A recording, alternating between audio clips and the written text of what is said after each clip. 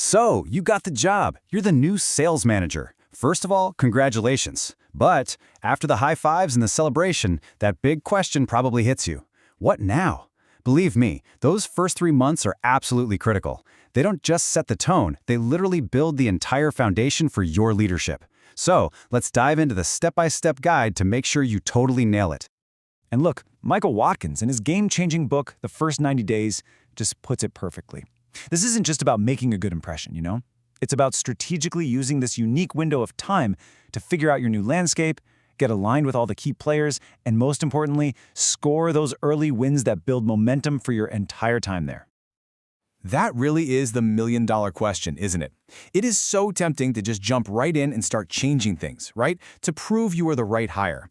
But the most effective leaders, they know the first move isn't a move at all. Nope. It's a structured process of learning, planning, and then, and only then, executing. Let's break down exactly what that looks like. Here's our roadmap for the next few minutes. We're going to start with the most important shift you need to make, and that's all about your mindset.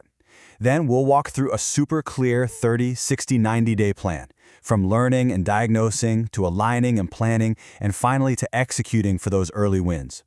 And we'll wrap it all up by looking at how this foundation sets you up for some serious long-term success. Okay, before we even hit day one, we have to talk about a huge mental shift. You were probably a superstar salesperson, which means you were amazing at doing. But here's the thing. Management isn't about what you do anymore. It's about getting things done through other people. And trust me, this is the single biggest hurdle for new managers. This slide has a really powerful metaphor from Michael Watkins that I love. The shift from bricklayer to architect. As a top salesperson, the bricklayer, your whole world was about laying your own bricks perfectly every single time. But now, as an architect, you're designing the entire building. You're not the one closing the deal anymore. You're designing the sales process. You're building the coaching system that lets your entire team build successfully. You've got to stop thinking about your own performance and start architecting theirs. All right, let's get into the plan. Your first 30 days. Your main mission, your only mission, is to absorb information like a sponge. The urge to direct, to command, to start adding value right away is going to be huge.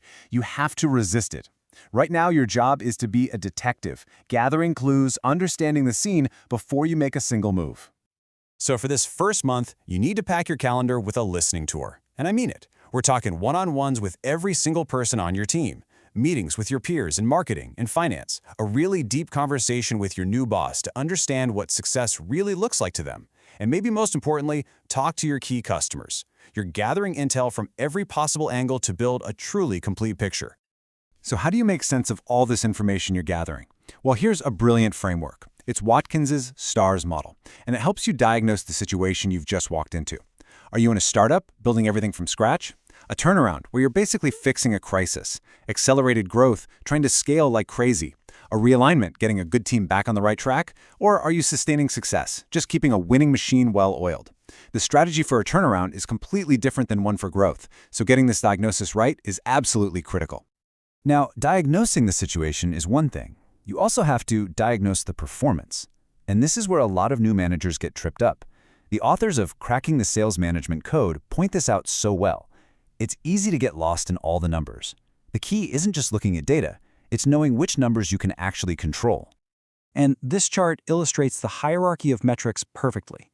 At the very top, you've got your business results, things like revenue, market share.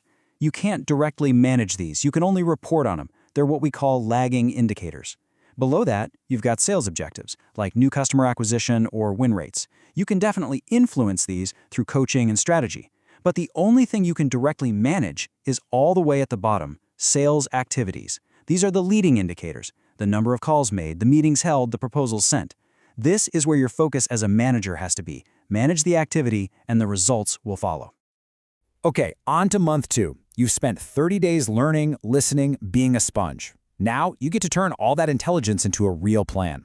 This is where you shift from being the detective to being the architect, designing that blueprint for your team's success. The foundation of your entire plan is alignment, and you build that through a series of really critical conversations.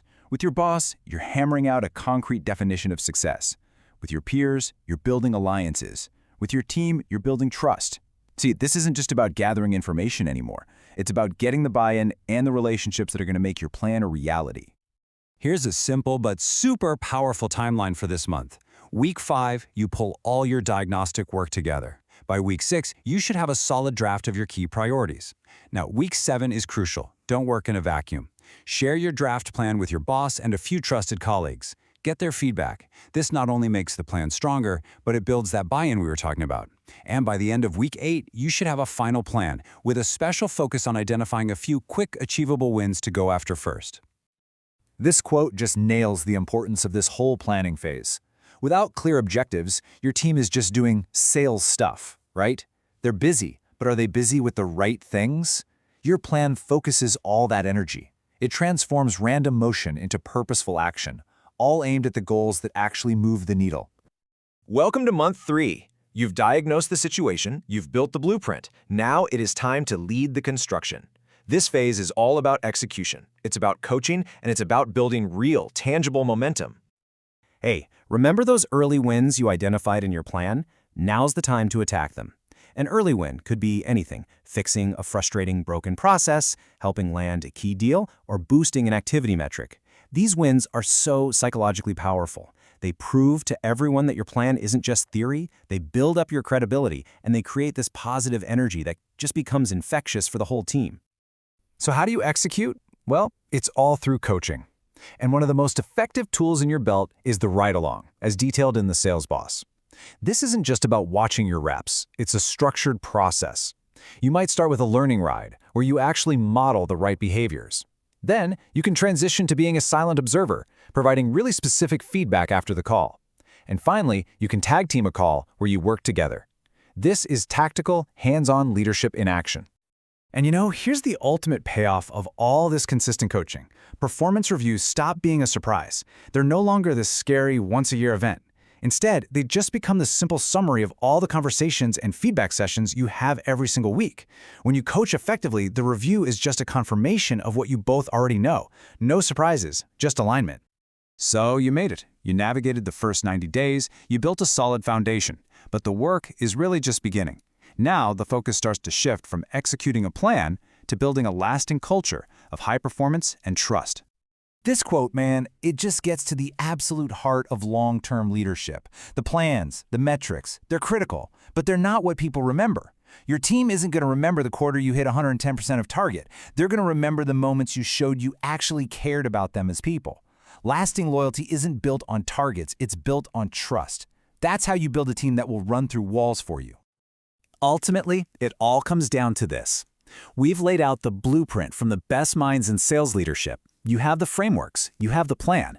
These first 90 days will absolutely set your trajectory for years to come. The only question left is, how bad do you want it?